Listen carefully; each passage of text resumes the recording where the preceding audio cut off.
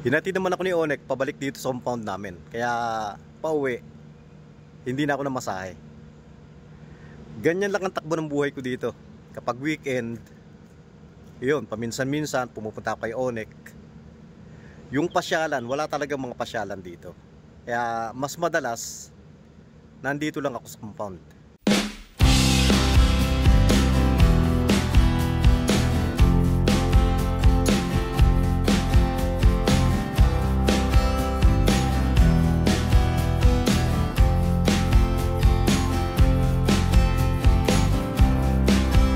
Magandang araw mga kabayan. Ngayon nga pala weekend na naman. Bala ko pumunta ulit doon kila Pastor Onek.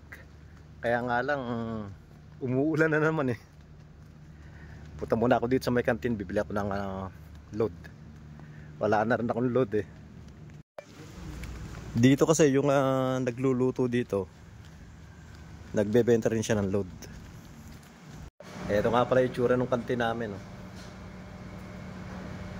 Dati kahit umaga pa lang, pag weekend, kahit ganitong oras lang, marami ng mga tao dito. Yung iba mga naglalaro ng pool, yung iba naman mga nagiinom dito. Pero ngayon wala eh.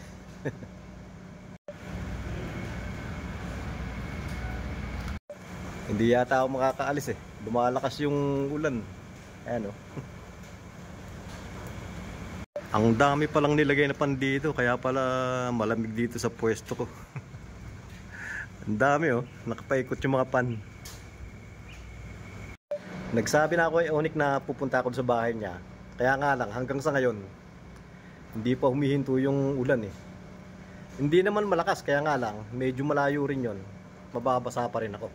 Dahil motorsiklo lang yung sasakyan ko eh. Ito nga pala yung baong ko. 50,000. Bahala ko kasi ayain si Onek sa labas kumain.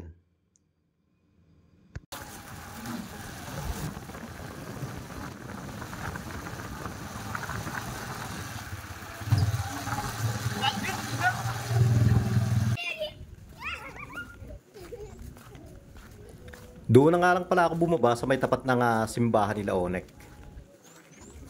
Doon kasi yung sinabi ko doon sa may boda-boda driver. Kaya nilakad ko na lang hanggang doon sa bahay niya. Malapit lang naman eh.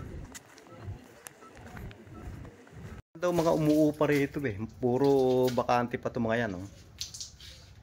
Maganda tong lugar nila eh. Kaya nga, ewan ko kung bakit wala pa mga umuupo pa dyan. Ang meron lang yung sa may gawing bungad saka itong sa kanya. Meron silang malaking solar panel, kaya meron silang ilaw dito. Pati pang charge ng cellphone. Inaya ko nga pala si Onek uli dun sa kinainan namin dati. Pero ngayon naman, ako naman yung magbabayad. Ito yung lugar ng bagong bahay na inuupahan ni Onek. Yan yung mga kapitbahay niya. At dito naman yung compound nila. Nung nakaraan, naglakad lang kami hanggang bayan. Pero sa ngayon, nagmotor naman kami. Madami nga pala sa mga bakod nila dito. Ganyan yung ginagamit nila. Mga kawayan. Madami daw dito niyan eh. Kaya nga lang yung kawayan nila, maliliit. At ito naman, sa may gasoline station. Nagpagasolina si Onek. At ganyan naman yung karaniwang motorsiklo dito. Bajaj.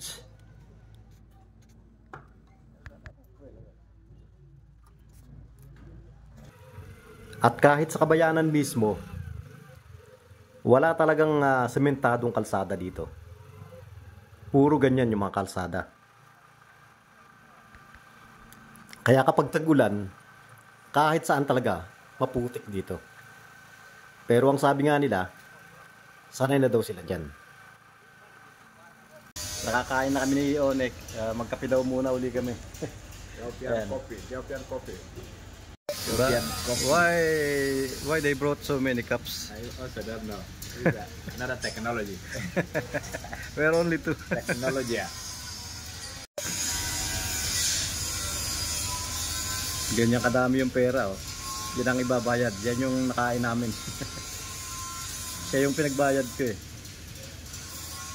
Money, see money, money. Cost to that pound. Hinatid naman ako ni Onek pabalik dito sa compound namin. Kaya pauwi, hindi na ako namasahe. Ganyan lang ang takbo ng buhay ko dito. Kapag weekend, yun, paminsan-minsan pumupunta ako kay Onek. Yung pasyalan, wala talagang mga pasyalan dito. Kaya mas madalas, nandito lang ako sa compound. Internet na lang. Ganun lang yung libangan ko dito. Meron din nga pala akong video nung bagong kuha ko yung allowance ko, na nabanggit ko doon na ipapalit ko lahat ng pera nila dito. Dahil pag ganung petsa, binibigay kasi yun na 15. Yung mga ganung petsa, 15 to 20, mataas ang palitan ng dollar niyan. At pag nagkabigayan na ng sweldo, unti-unti bumababa na yung palitan ng dollar. Kaya hanggat mataas, ipinalit ko na lahat yung $500. Kaya nung time na yon, 3 milyon yung yung pera ko sa bahay. Tinago ko na lang. Meron naman akong maleta doon na may lock. Doon ko na lang nilagay. Malaki rin naman kasi yung nagiging diferensya eh.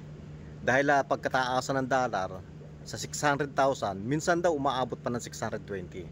Pero yung pera ko, naipalit ko sa 600. Pag bumaba yung dollar, umaabot ng 550. Ganun kalaki.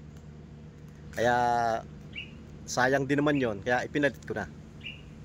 Kailangan ko rin naman kasi magpapalit eh. Baka sa susunod na sahod, hindi naman ako magpapapalit. At yan lang po muna sa ngayon mga kabayan.